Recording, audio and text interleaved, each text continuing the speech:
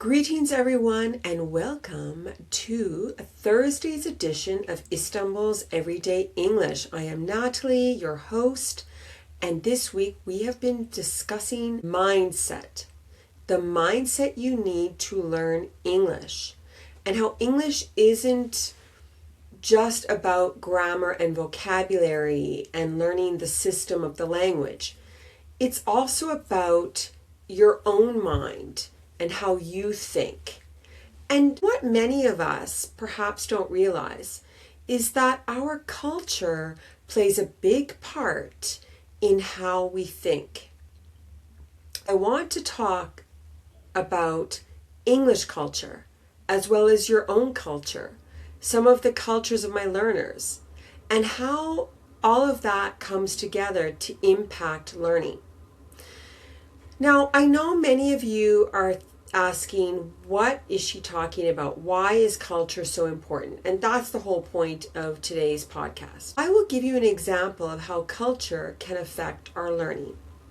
For instance, many students are embarrassed about how they speak English. They say, my English isn't perfect, I don't speak good English, going back to the failure or fixed mindset we talked about the other day. And other students from other cultures, they say, I want to improve my English. And the ironic thing is, the students who say, oh, my English is so bad, sorry, please forgive me, I don't know the word, or I can't make the sentence. And the students who are like, I'm just here to improve my English, hey, how are you? Often their levels are exactly the same, but their mindsets are different. So your culture affects your mindset regarding how you learn English. I talked the other day about school systems and how Eastern or Middle Eastern school systems often teach with the model where you are presented or taught many different concepts that you then memorize, practice, and then get a test on. So when I'm teaching those students, they just want to give me the answer. And I'm like, hey, we're just talking here. We're just practicing here. I don't need the answer. I need you to just read and absorb and relax. And then students in other parts of the world, they weren't brought up in that same school system. And again, those are often the students who are just saying, you know, I'm here to speak, I'm here to talk. And they might not speak very well as far as grammar. They might forget words as far as vocabulary, but they don't care. They don't have the same mindset. Now, there's a lot of people speaking English. I said this the other day. There's about 1.5 or 1 billion people on earth who speak English as their mother tongue. And daily around 4 billion people speak English. So English is the international language for business, for social media, for the internet. And if you don't know English, it does affect your career in many, many countries. If you travel, no matter what country you are in the world, we use English to communicate. I know, because I'm English and I rarely have a problem, even if I am trying to speak the language of the country in which I am traveling. I can always fall back on English. So everybody is learning English. You have a whole lot of people, billions of people learning grammar and vocabulary. But a small percentage are actually able to understand and speak English very fluently. Reading and writing is much easier, as most of you know, because language is not only grammar. And in fact, many of my students know grammar, but they still can't communicate because they don't know how English speakers think, how English people think. They don't know our mindset. I can say, again, going back to my friend who said immersion. Well, not all of us can be immersed in a language because we can't just live in every country on earth. I would like to, but hey. When you're in the culture of the target language, the language you are trying to learn, it's easy because you have the culture around you and you're absorbing that and the language. Here's a good example. In Turkish, we say afiyet olsun. If someone's eating, or drinking something and you see them, you would say afiyet olsun. Basically means like, good appetite. Same in French, we say bon appetit. And then students will say to me, what do you say in English? And I'm like, have a good meal, enjoy your coffee. We don't really have a standard saying for that. Different people say different things. What about bon voyage? We say that in French too, bon voyage, good voyage. In Turkish, we say iyi yolculuklar, good road, good journey. In English, we say, have a good trip, enjoy your vacation, have an amazing time. I think English does use maybe a lot of context. English people love detail, which is why English is such a good language for business and commerce and politics and international law. It's very detailed, it's very precise. So that's another thing that is interesting to know, is English people, they like detail. Whereas in some countries I've been in, I won't name them, I don't want you to think I'm picking on people from these countries, but I remember being in one country for quite a long time. I was traveling, and any of the native people I met there, you might say, oh, I'll meet you at 1 p.m. in the cafe. So you would go to the cafe at 1 p.m. and they might come at 2 p.m. And you're thinking, you're late. Like, you're so late. You're late enough that I was going to leave the cafe because I thought you weren't coming. This was before mobile phones, so you couldn't call that person. And they're like, oh, I was coming. To them, it's normal. It's normal not to be exactly on time. Whereas in Western culture or English culture, being on time is really important. I found this very difficult in my life, but hey, I'm good at it now. Western culture values timekeeping. It values being on time, whereas in other countries I've been in, that's not so important. They value, if you meet your friend in the street, chat with them, ask them how they are. That's valued. Friendship, community, which is more important? Don't know. How we act, therefore, is also part of culture. When you start to travel, I think for me, I started to travel at a young age. I was working, traveling. I realized how much my culture made me who I was. My culture made me on time, whereas someone else's culture made them come when they could make it. Neither culture is right or wrong or good or bad. They're just different. We're different. You have a different culture from me, and not knowing Western culture or English culture, I believe is one factor in keeping you from speaking English, if that's the case. I always know when I have a student that hasn't traveled a lot versus a student who has at least been to one other country besides their own. And the reason I am able to understand that is because the students who haven't been to another country might have perfect English, but they have a lot of problems understanding what I'm saying. They might be able to speak very well, but listening is another thing. And that's because they haven't had exposure to native speakers. Students who have been to other countries, even if they're not Western countries or English-speaking countries, they have already experienced the fact that cultures are very different and understood that their behaviors and ways of thinking aren't shared by every single person on earth. Again, we go back to the fixed mindset we talked about yesterday. The fixed mindset even exists when you look at your worldview, how you see things and how you understand things. One thing I always find with fixed-minded people or people who do not know a lot about English culture is if I ask them, what do you do? I talked about this before in another podcast. What do you do? They don't understand that I'm asking them, what's your job? What's your profession? And many of them will say, well, I'm having an English lesson or I'm learning English. And they don't realize that when I say, what do you do? It means, what is your job? We know words, but we don't know how to use them. So this is a really good example of culture. and not sharing a culture. So in some languages we would say, what's your job? Or where do you work? But in English we most often say, what do you do? I could say, where do you work? What's your profession? What's your job? I could say all those things. But mostly we say, what do you do? That's culture. And that's why knowing English culture is so important. As you start to learn English, real spoken daily English, you should begin to learn how English people think. And you see that in idioms. For instance, money is the root of all evil.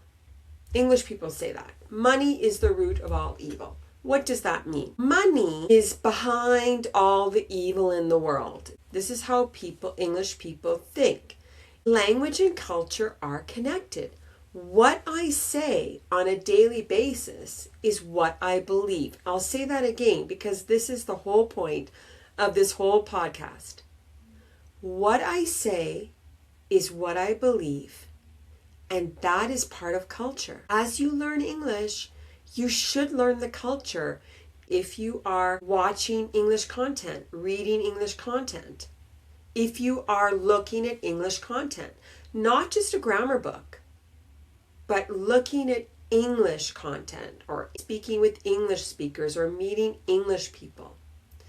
So money is the root of all evil. It means that English people think that people do bad things because of money. Trying to get money or needing money or wanting money. That's a cultural thing. In some cultures, they think money's great. The more money, the better. But in English culture, we have that. You shouldn't be too rich, right? It's evil to be too rich. It's not good to be too rich. All right, what about this one? The early bird catches the worm. We just talked about timekeeping. The early bird catches the worm. Well, early, the bird that wakes up early gets the worm, gets to eat. It means that you should try to be early to everything. You should try to do things before you need to do them. If you are quick to take action or you get up early, you will be more successful. What is that club? The 5 a.m. club or something? Or the 5 a.m. people? That's not me. It might be soon if I get more work.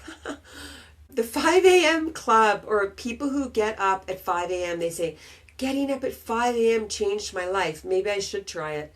But that's very Western. You wouldn't find some people from some cultures getting up at 5 a.m. to be successful. That's just not in their thinking. If you don't know English culture, you need to learn it. And it would be amazing if everyone could hop on a plane and just go to Canada or the US, Australia, UK, New Zealand, a native English-speaking country.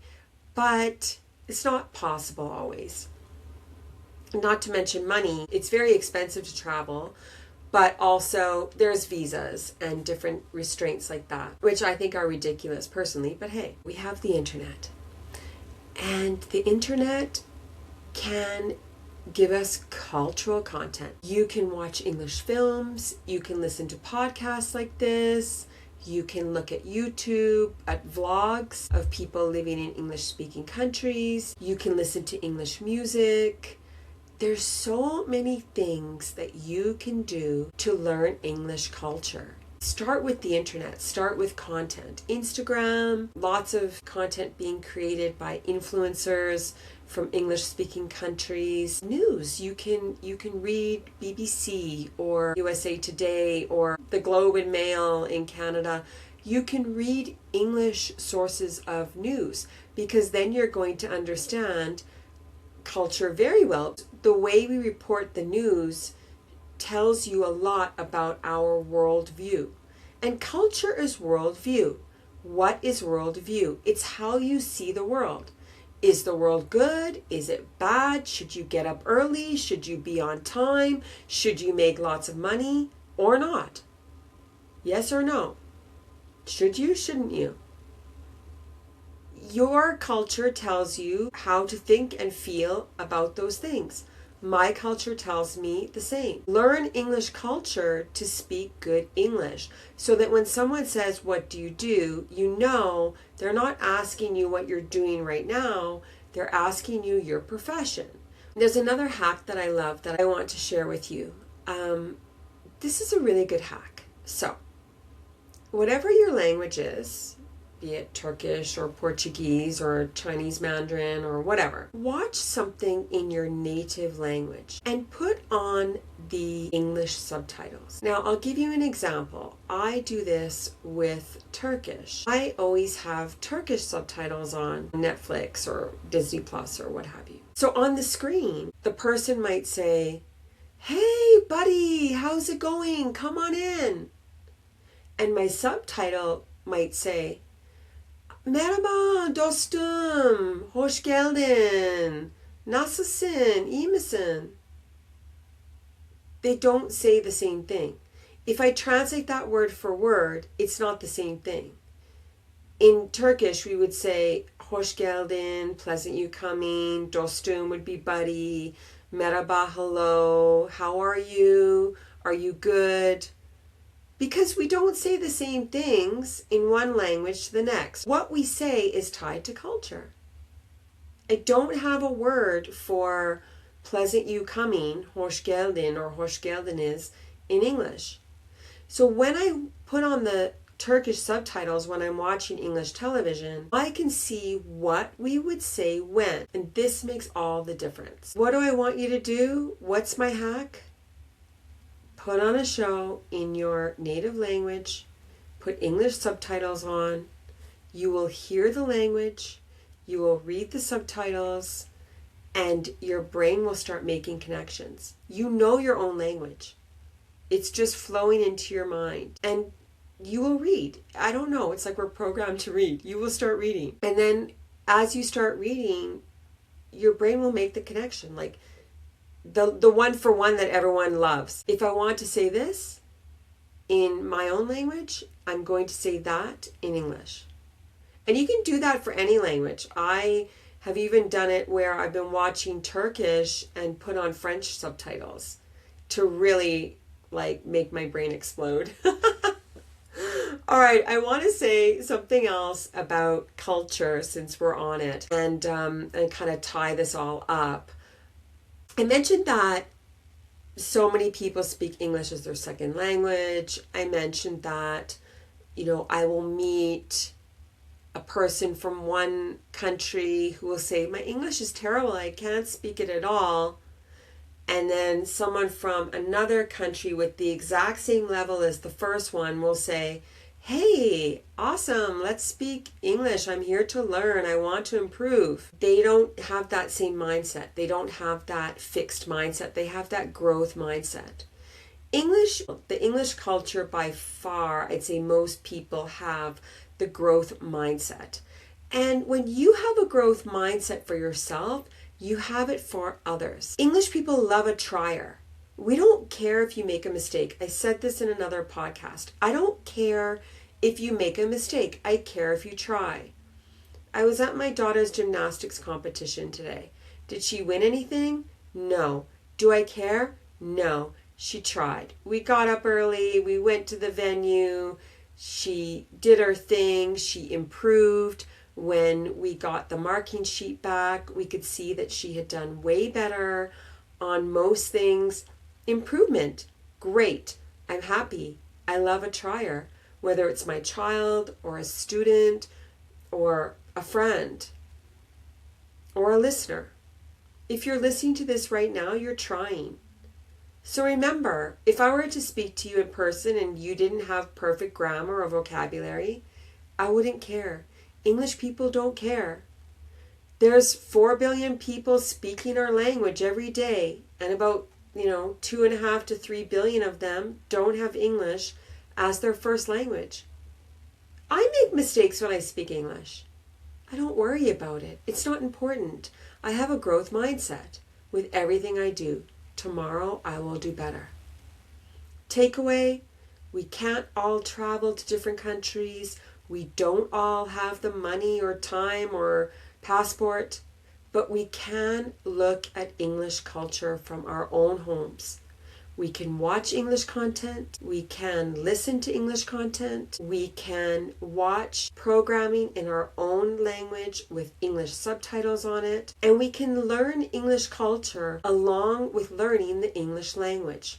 This is the takeaway from this podcast. All right, tomorrow I'm going to specifically mention different websites and apps that you can use in order to do that, to learn English culture, to learn English, as well as to look at English every day for 50 minutes, 30 minutes, an hour, ideally. I'm going to share with you my favorite websites. I hope you come back and join me. I hope I have convinced you that culture is just as important as grammar and vocabulary, and encouraged you to go learn some English culture and to check that out. All right. Thank you so much. Have a great day, afternoon, evening, night, and see you tomorrow for the Friday edition of Istanbul's Everyday English. I'm Natalie. Thank you so much. Bye.